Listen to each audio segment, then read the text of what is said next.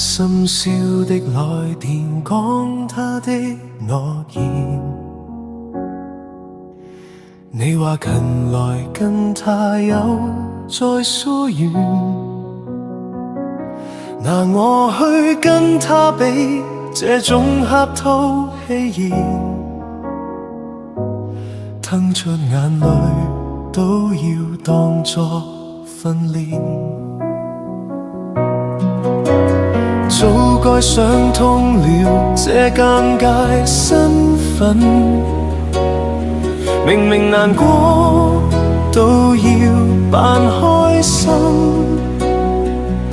陪你細數傷感，聽你訴說抱憾，這種曖昧資格如何被應允？共你已有人身份，談情說愛幾遍，對白講得太真，又怕被你看穿，連心酸都要避嫌，連關心都要收斂，怕這暗戀被揭穿，連友好都擱淺。共你已有人身份，完成這套假面，近在眼前情愫卻又望不見，其實我早應該識趣點，退後留待你眷戀別的人那張臉。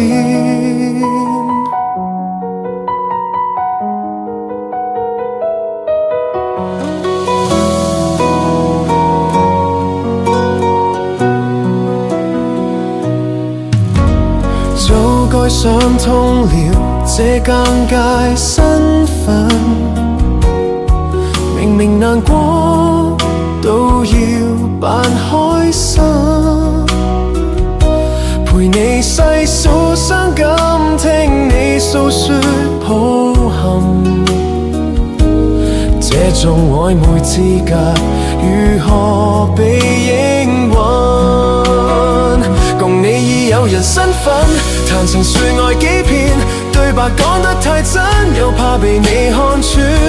連心酸都要避嫌，連關心都要收斂，怕這暗戀被揭穿，連友好都擱淺。共你已有人身份，完成這套假面，近在眼前情愫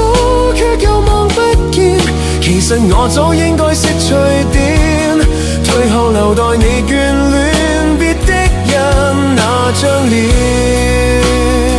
共你已有人身份，談情說愛幾遍，對白講得太真，又怕被你看穿，連心酸都要避嫌，連關心都要收斂，怕這暗戀被揭穿，連友好都擱淺。共你已有人身份，完成這套假面，近在眼前情愫卻又望不見，其實我早應該識趣點，退後留待你眷